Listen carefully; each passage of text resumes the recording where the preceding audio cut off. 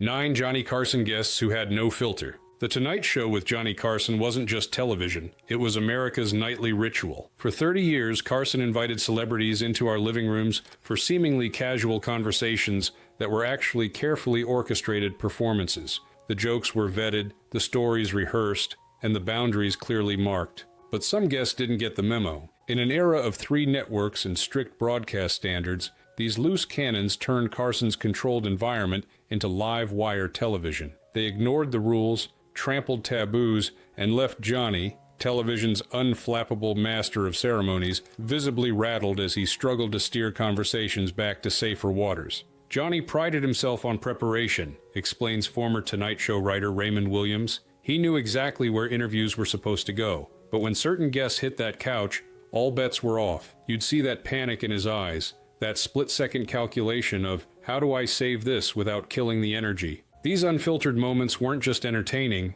they were revolutionary. In an era when television maintained rigid standards about what could be discussed, these boundary-breaking guests forced America to confront topics usually confined to whispers: sex, addiction, politics, race, and the messy realities of life that typical TV pretended didn't exist. Carson's genius was knowing when to let them run and when to reel them in, notes television historian Margaret Collins. He understood that these unscripted, uncomfortable moments were often the most electric television, even if they gave NBC executives heart palpitations. Today we're revisiting 9 Johnny Carson guests who refused to play by the rules, the filter-free forces of nature who turned The Tonight Show into unpredictable, occasionally uncomfortable, but always unforgettable television. Their unfiltered appearances didn't just entertain, they helped transform American culture one late-night shock at a time.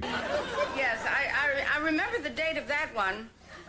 I know when that was. The chaotic diva, Shelley Winters. Shelley Winters began her Tonight Show appearances as just another Hollywood star promoting her latest projects. She ended them as television's most gloriously unhinged regular guest, a one-woman chaos machine who treated Carson's couch like her personal confessional booth. Winters was a Carson favorite turned chaos agent, explains television historian Michael Barnes. She appeared on The Tonight Show dozens of times over the years, evolving from typical celebrity guest to someone production staff approached with a mixture of excitement and terror. You never knew which Shelley would show up, the Academy Award-winning actress or the filter-free provocateur ready to detonate on live television. Her most notorious appearance involved fellow guest Oliver Reed, the hard-drinking British actor known for his own unpredictable behavior. What viewers at home didn't see was Winters throwing a glass of water in Reed's face during a commercial break after he allegedly made derogatory comments about her weight. She threw water on Oliver Reed during an off-camera feud. Barnes continues. When they returned from commercial, viewers could see Reed was suddenly wet. Carson looked stunned, and Winters sat there with zero remorse. It created one of those electric television moments where the audience could feel something major had happened but couldn't quite see what, the television equivalent of hearing a crash in another room. This wasn't isolated behavior. Winters routinely interrupted other guests, talked over Carson, and once famously told him to shut up mid-interview when he tried steering her away from a particularly explicit anecdote about a former lover. Rather than being banned, these outbursts made her more valuable to the show, a guaranteed wild card who delivered unpredictability in an otherwise tightly formatted program. Winters talked openly about sex, booze, and being blacklisted, notes Barnes. In an era when most celebrities maintained carefully sanitized public personas, Winters discussed her romantic encounters, drinking habits, and experience being blacklisted during the McCarthy era with shocking candor. She turned The Tonight Show into a platform for raw personal disclosure decades before that became common on television. What made Winters particularly significant wasn't just her willingness to break taboos, but her status as a serious actress who had won Oscars and worked with the industry's greatest directors. Unlike pure provocateurs, Winters brought legitimate artistic credentials to her chaotic appearances, creating a dissonance between her professional accomplishments and her boundary-shattering talk show behavior. She treated The Tonight Show like group therapy, loud, personal, and zero shame. This approach repeatedly tested Carson's famous unflappability. While he could handle almost any curveball with wit and grace, Winters occasionally managed to visibly fluster him, creating moments where America could see the controlled host briefly lose his grip on the proceedings. Winters' approach to television appearances revolutionized the talk show format, helping transform it from scripted promotion to unpredictable revelation. Her willingness to discuss topics most celebrities avoided, aging, body image, sexuality, politics, and personal failures, helped establish the more confessional, authentic celebrity culture that eventually became standard across media platforms. Behind her chaotic persona lay genuine courage in addressing issues that television typically sanitized, particularly regarding a woman's experience in Hollywood. Decades before the Me Too movement, Winters openly discussed the casting couch, gender discrimination, and the brutal standards imposed on actresses, using humor and outrageous behavior to deliver serious messages that might otherwise have been censored.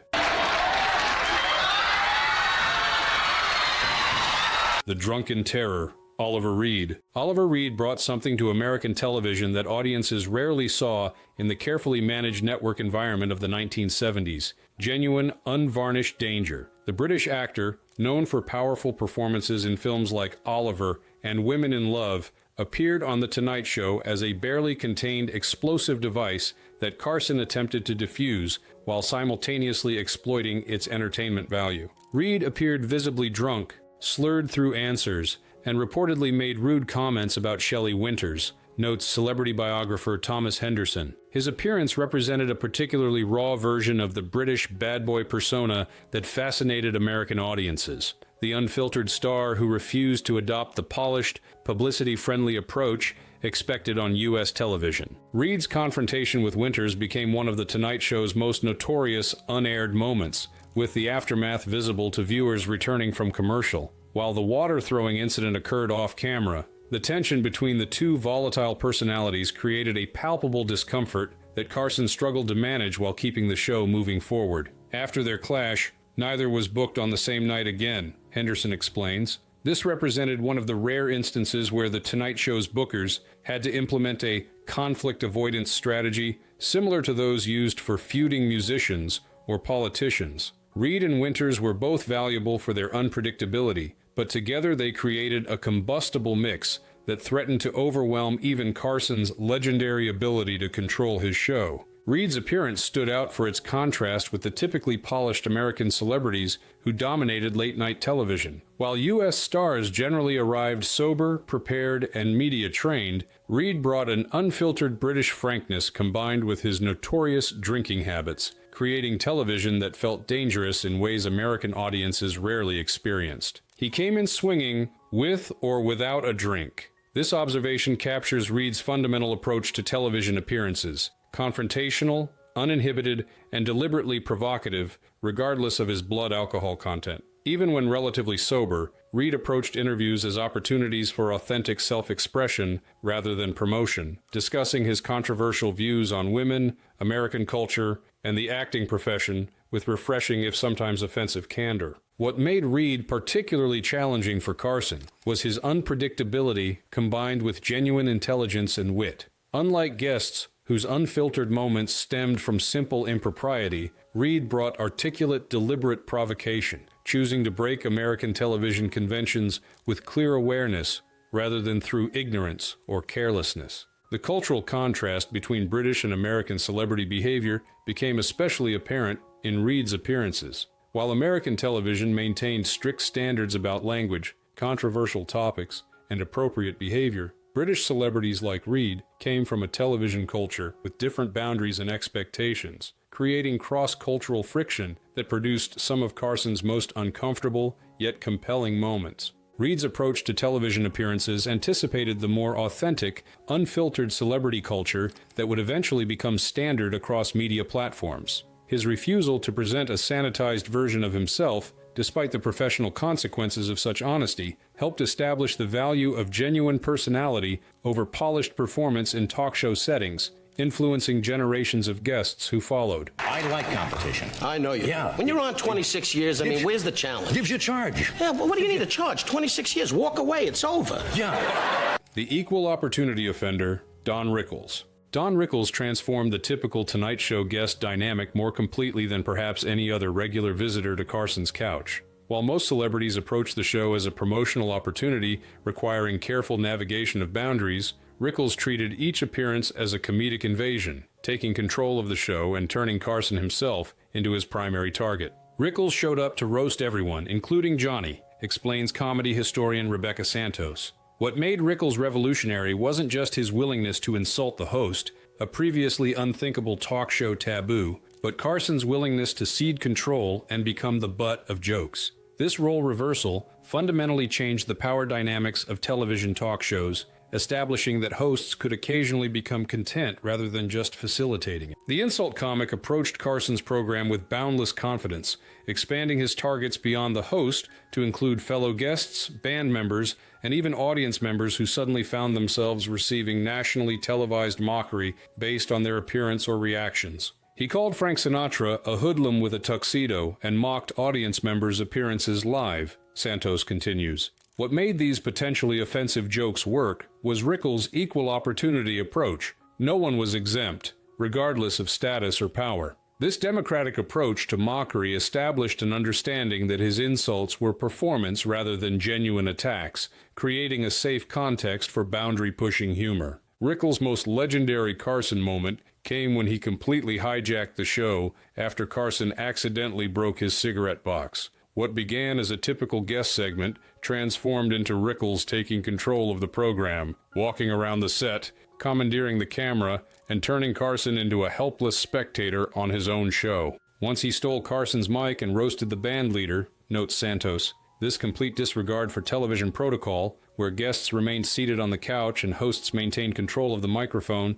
demonstrated Rickles' unique status. No other guest would have dared take such liberties, but Rickles had established a special relationship with Carson that allowed him to temporarily overthrow the king of late night without consequence. What made Rickles particularly significant wasn't just his willingness to insult Carson, but the host's evident delight in these role reversals. Carson's genuine laughter during Rickles' attacks, including his famous catchphrase, "You hockey puck," signaled to viewers that these boundary violations were welcome, establishing a meta-comedy about talk show conventions themselves. There was no filter, just flames. This observation captures the essential Rickles approach.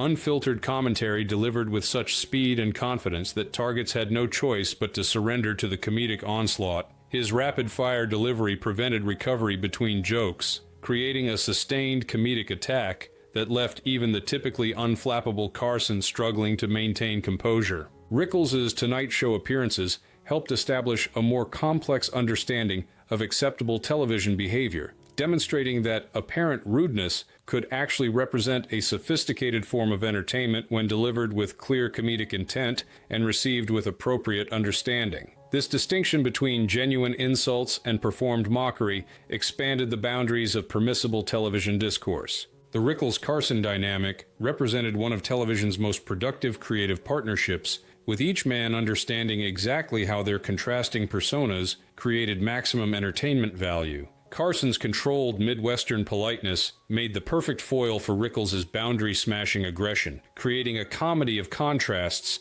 that delighted audiences precisely because it violated expected talk show behavior.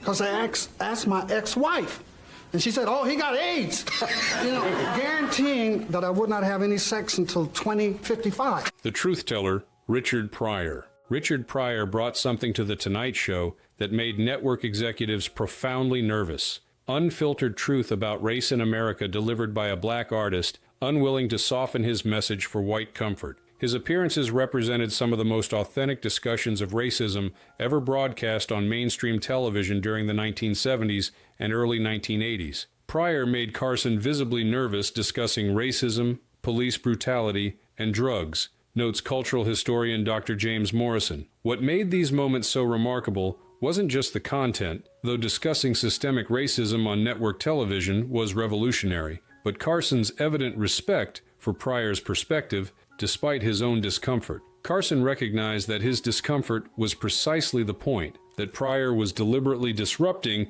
the comfortable white perspective that dominated television. Unlike many black performers who adopted more palatable personas for white television audiences, Pryor brought his uncompromising perspective to The Tonight Show, refusing to dilute his observations about American racial dynamics even in this mainstream context. This authentic approach created palpable tension that Carson understood was valuable precisely because of its disruptive power. Carson knew Pryor couldn't be tamed, and that's why he kept bringing him back, Morrison continues. Rather than seeking a sanitized version of Pryor that would fit comfortably within television conventions, Carson recognized that the comedian's value lay in his willingness to violate those conventions, to speak truth that was typically excluded from network television regardless of the discomfort it might cause. What made Pryor's appearances particularly significant was how they forced white audiences to confront perspectives they could otherwise avoid. While viewers could choose not to attend Pryor's concerts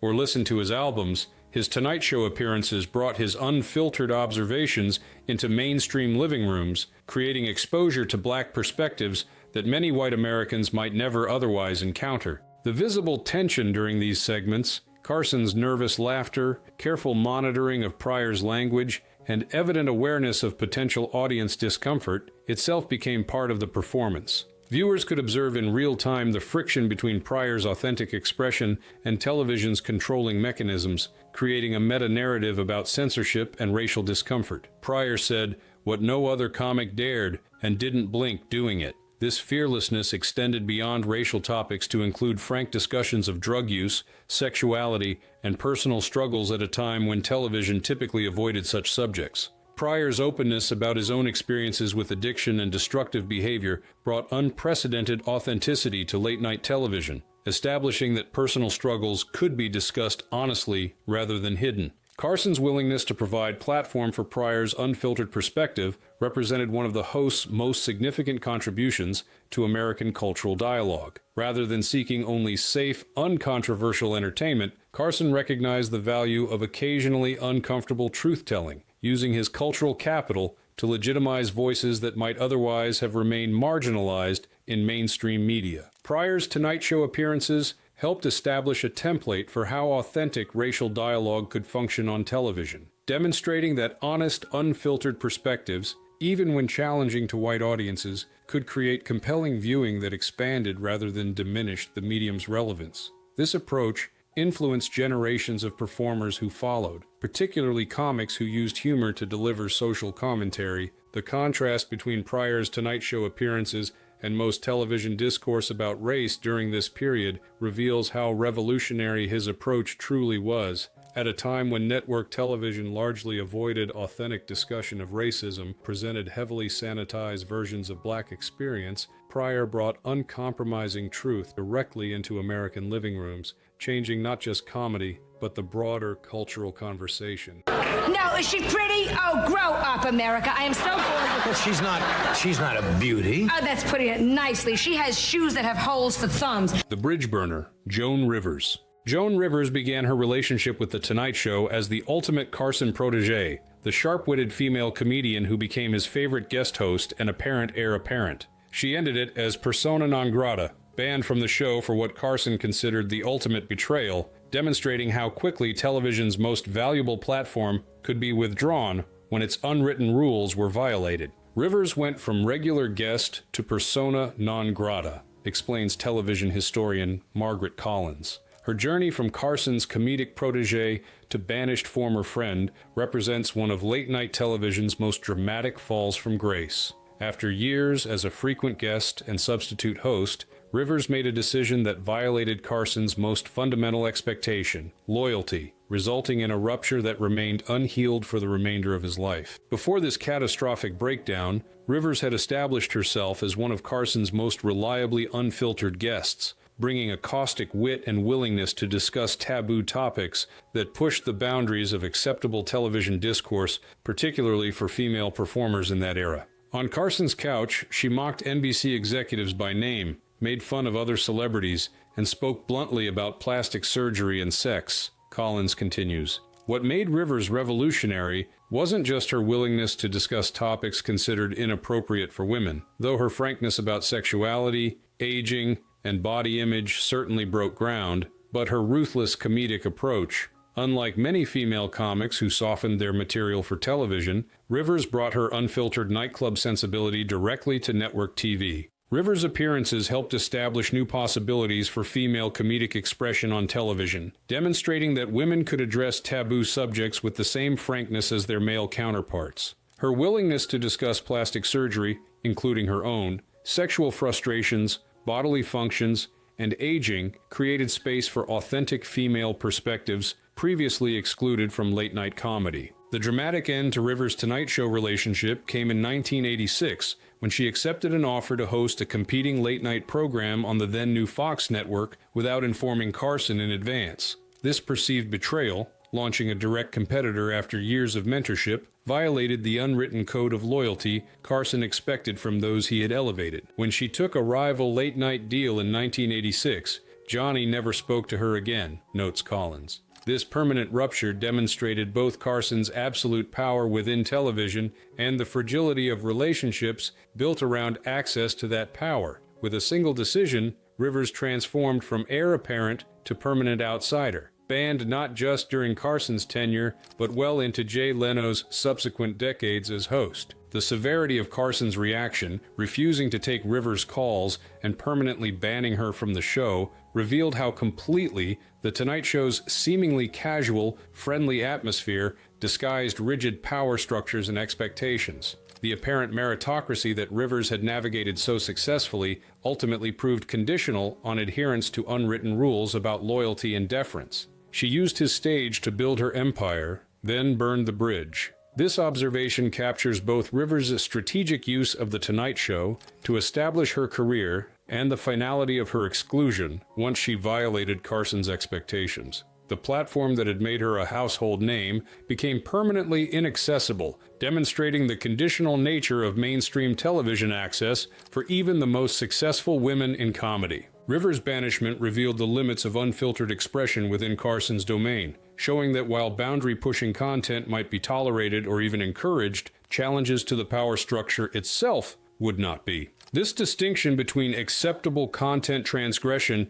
and unacceptable institutional challenge helped define the parameters within which late-night television operated. The Rivers-Carson rupture eventually took on broader significance as a case study in gender dynamics within entertainment. While male performers who launched competing shows or otherwise challenged Carson's primacy often eventually returned to The Tonight Show, Rivers' banishment remained absolute, raising questions about whether gender influenced the severity and permanence of her exclusion.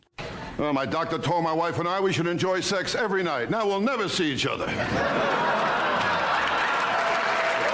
The boundary pusher, Rodney Dangerfield. Rodney Dangerfield brought his distinctive persona to The Tonight Show more than 70 times. The perpetually aggrieved everyman whose rapid-fire jokes about his wife, his doctor, his sex life, and his constant humiliations pushed the boundaries of network television standards while maintaining just enough deniability to avoid censorship. Relax, you know. Well, the other night I was in a place, I felt like having a few drinks. I went over to the bartender, I said, "Surprise me." He showed me a naked picture of my wife. Dangerfield was a regular guest who never stayed clean for long, notes comedy historian Michael Barnes. What made him particularly valuable to Carson was his ability to deliver edgy material that skirted network standards without explicitly violating them. Through strategic word choice, expert timing, and his trademark delivery style, Dangerfield could suggest risque content while maintaining just enough plausible deniability to prevent network intervention. Unlike many comedians who softened their material for television appearances, Dangerfield brought essentially the same sensibility to Carson's couch that he delivered in nightclubs and Las Vegas showrooms. This authentic approach helped transform The Tonight Show from a tightly controlled environment to a space where comedians could bring more of their unfiltered perspective to network television. He made jokes about his sex life, his wife, his doctor, all borderline TV legal, Barnes continues. Dangerfield perfected the technique of implied adult content, setting up situations that audiences could mentally complete with inappropriate punchlines, while he technically remained within broadcast standards. I mean, my wife is always something. Our anniversary, I took her to dinner. I made a toast to the best woman a man ever had. The waiter joined me.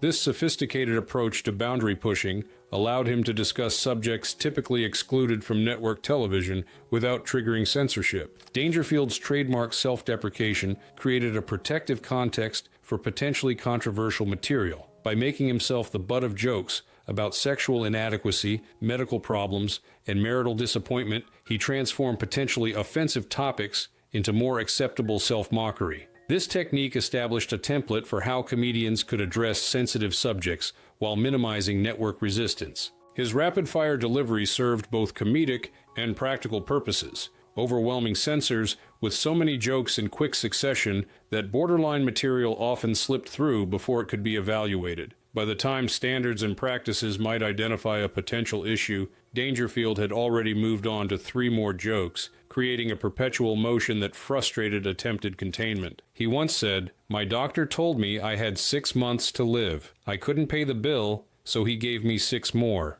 This representative joke demonstrates Dangerfield's technique, combining medical concerns, financial troubles, and implied corruption into a single punchline that addressed typically avoided subjects while remaining technically broadcast appropriate through clever construction. What made Dangerfield particularly effective on The Tonight Show was his ability to create a distinctive energy that transformed Carson from host to audience member. Unlike many guests who relied on Carson's questions and guidance, Dangerfield essentially performed monologues, with Carson willingly surrendering control to watch the comedian work. This role reversal helped establish that certain guests could temporarily take command of the show rather than merely participating in its standard format. You never knew what he'd say, only that it wouldn't be filtered. This unpredictability within controlled parameters made Dangerfield an ideal television guest, sufficiently spontaneous to create excitement while experienced enough to avoid truly disastrous transgressions. His appearances helped establish the value of apparent spontaneity in talk show contexts,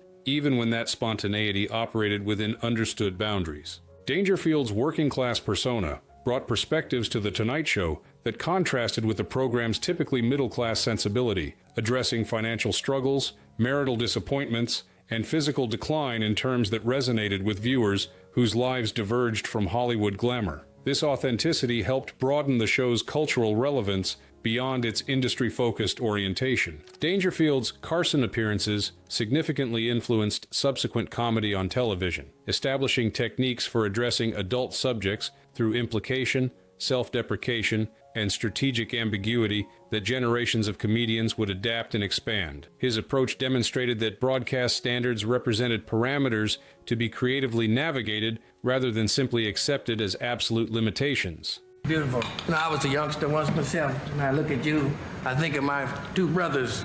See, I'm one of triplets. Did you folks know that? The nightclub rawness. Red Fox. Red Fox brought something to The Tonight Show that made network executives deeply uncomfortable: the authentic sensibility of black nightclub comedy that had developed specifically outside white oversight and approval. His appearances represented a relatively unfiltered glimpse of a comedic tradition that had evolved precisely because it could address topics and perspectives excluded from mainstream entertainment. Fox brought his nightclub act edge into prime time, explains cultural historian Dr. Robert Thompson. What made his Tonight Show appearances so significant wasn't just that they pushed content boundaries, though they certainly did, but that they introduced mainstream television audiences to a distinctly black comedic tradition that had developed in venues like the Chitlin Circuit, precisely because mainstream entertainment excluded authentic black expression. Before achieving television fame through Sanford and Son, Fox had established himself as one of the country's most successful blue comedians, releasing albums with explicit sexual and scatological content that sold millions despite receiving no radio play or mainstream promotion. This background in unrestricted adult comedy informed his approach to television appearances, even as he navigated broadcast limitations. Carson often held his breath when Fox came on, unsure what would slip, Thompson continues. This tension became part of the viewing experience, with audiences watching both Fox's performance and Carson's reactions, the nervous laughter, occasional winces, and evident awareness that his guest might at any moment say something that would trigger network censors and create genuine broadcast issues. What made Fox particularly challenging for television was his expertise at implication, developing techniques to suggest explicit content through strategic pauses, facial expressions, and coded language that audiences would understand while standards and practices might miss. This sophisticated approach to circumventing censorship had evolved through decades of navigating white oversight in segregated entertainment venues. He made veiled drug and sex jokes way before it was allowed, notes Thompson. Fox could describe situations that clearly involved sexuality or substance use without using specific terminology that would trigger automatic censorship. This technique of implied content, letting audiences fill in explicit details mentally rather than stating them directly, helped expand the boundaries of permissible television discourse. Unlike younger comedians who might accidentally transgress boundaries through inexperience, Fox brought decades of professional experience to his boundary pushing, knowing exactly how far he could go without creating insurmountable problems. This calculated approach to testing limits reflected the sophisticated understanding of white expectations and reactions that black performers had developed through necessity in navigating racist entertainment structures. Fox's appearances helped introduce white television audiences to aspects of black culture and perspective that had previously been excluded from mainstream media. His references to relationships, family dynamics, and everyday experiences reflected realities rarely acknowledged in the whitewashed television landscape of the period, bringing authentic cultural expression to a medium that typically sanitized or caricatured blackness. He didn't push boundaries, he blew past them laughing. This observation captures Fox's distinctive approach, not cautiously testing limits, but confidently exceeding them with the expertise of someone who had spent decades perfecting the art of saying the unsayable in contexts with even greater restrictions than network television. His confidence in navigating these boundaries made his Tonight Show appearances particularly effective at expanding permissible content. Fox's Carson appearances created a template for how authentic cultural expression could function within network constraints, demonstrating that distinctive voices could maintain their essential character while adapting to broadcast requirements. This model influenced generations of performers from marginalized communities seeking to bring authentic perspectives to mainstream platforms without complete assimilation to dominant standards. The contrast between Fox's Tonight Show appearances and his concurrent starring role on Sanford and Son revealed the different standards applied to talk shows versus scripted programming, with the latter maintaining stricter content limitations while talk formats allowed more spontaneity and thus more potential boundary pushing. Fox navigated both contexts with expert understanding of their different possibilities and limitations. Feet hurt so bad. The other day I soaked them in Ivy. The feminist shock, Phyllis Diller. Phyllis Diller brought revolutionary content to The Tonight Show disguised in the comfortable packaging of self-deprecating housewife comedy. Behind her distinctive cackle and deliberately outrageous appearance lay sophisticated commentary on gender, sexuality, and aging that expanded the boundaries of acceptable female expression on television decades before such candor became common. Diller talked openly about plastic surgery, aging, and bad sex in an era where women weren't allowed to, explains feminist media scholar Dr. Sarah Jenkins. What made her approach particularly effective was how she smuggled genuinely subversive content into ostensibly traditional packaging. By presenting herself as a ridiculous figure with her wild hair, eccentric clothing, and exaggerated makeup, she created a context where audiences would accept commentary from her that would have been rejected from a more conventional female performer. Unlike male comedians whose boundary pushing was expected and accommodated, Diller had to navigate the much stricter expectations imposed on women in television. Her strategy involved creating a character so outlandish that she established distance between herself and her material, allowing her to address topics typically forbidden to female performers by presenting them through an obviously constructed persona. She cracked jokes about her ex-husband's anatomy on live air, Jenkins continues. Diller developed coded language and strategic euphemisms to discuss sexuality from a female perspective at a time when network standards explicitly restricted such content. Her fictional husband, Fang, became the vehicle for commentary about male inadequacy, sexual disappointment, and marital power dynamics that would have been censored if presented more directly. What made Diller's Carson appearances particularly significant was how they helped establish that women could address topics previously restricted to male comedians. By developing techniques to discuss aging, bodily functions,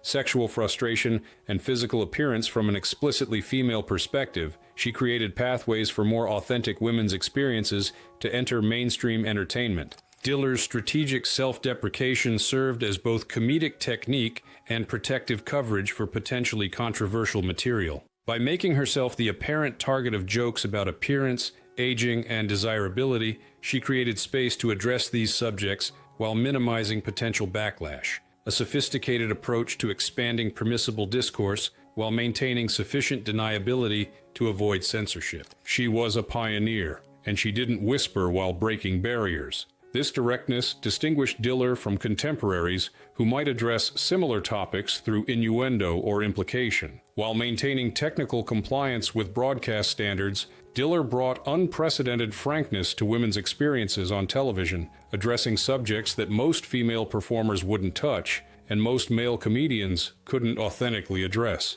Carson's evident appreciation for Diller's boundary pushing provided crucial institutional support for her innovations. Unlike some hosts who might have reacted with discomfort to female comedians addressing taboo subjects, Carson's willing engagement and genuine laughter signaled to audiences that Diller's perspective was legitimate despite its departure from typical female television presence. Diller's unfiltered discussion of plastic surgery, including her own extensive procedures, brought unprecedented honesty to television's treatment of female appearance standards. At a time when the entertainment industry simultaneously imposed rigorous beauty requirements on women while pretending these standards were natural and effortless, Diller's candor about enhancement represented revolutionary transparency about the actual conditions of female performance. Her Carson appearances established template for how female comedians could address previously restricted topics while navigating the double standards applied to women in entertainment. By developing specific techniques for discussing sexuality,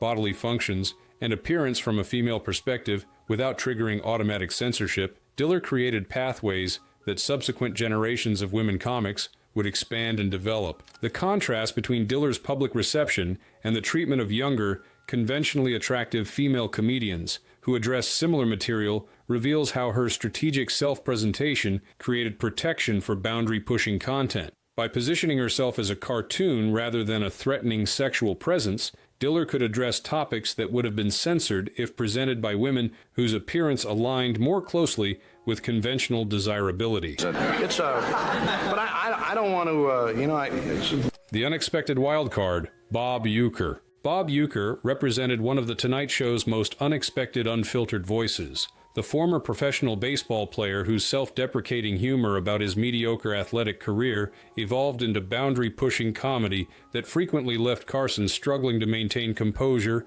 and standards and practices, scrambling to catch up with his unexpectedly edgy material. Uecker was a baseball player turned comic guest, explains sports media analyst Thomas Henderson. What made him particularly valuable to Carson was the contrast between his conventional appearance and surprising comedic sensibility. Audiences expected typical jock banter about sports achievements, but instead received sophisticated, often risque humor that caught censors off guard precisely because it came from someone they hadn't identified as a potential boundary pusher. Unlike celebrities from entertainment backgrounds who understood television's content restrictions, Uecker approached The Tonight Show with the unfiltered sensibility developed in baseball clubhouses, environments notorious for raw humor, explicit language, and complete absence of content standards. This authentic perspective brought freshness to the program precisely because it operated outside normal entertainment industry socialization. Uecker was known for wild stories,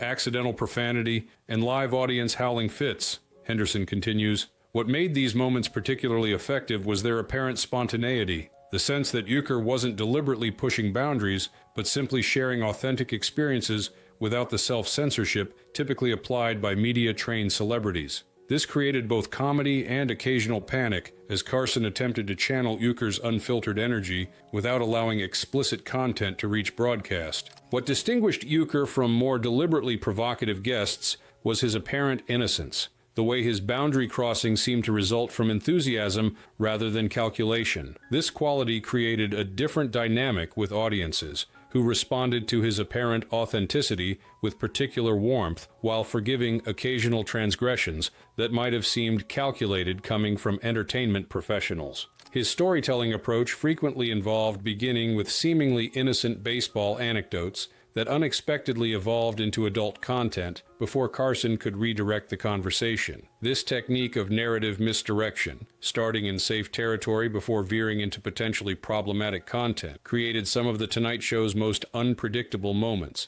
with both audience and host unsure where any given story might ultimately lead. Carson once said, "You can't script Bob, just let him go." This observation captures the host's recognition that Euchre's value lay precisely in his unpredictability, that attempting to contain or over-prepare him would diminish the spontaneous quality that made his appearances distinctive. This approach represented a calculated risk that occasionally resulted in content-pushing broadcast boundaries, but consistently delivered genuine, unfiltered entertainment. Yecker's Carson appearances helped establish that authentic voices from outside traditional entertainment could bring valuable perspective to television, that figures from sports, business, or other fields might deliver commentary and humor that entertainment professionals trained to navigate television's expectations could never provide. This recognition helped diversify the perspectives included in mainstream media. The contrast between Euchre's unpolished authenticity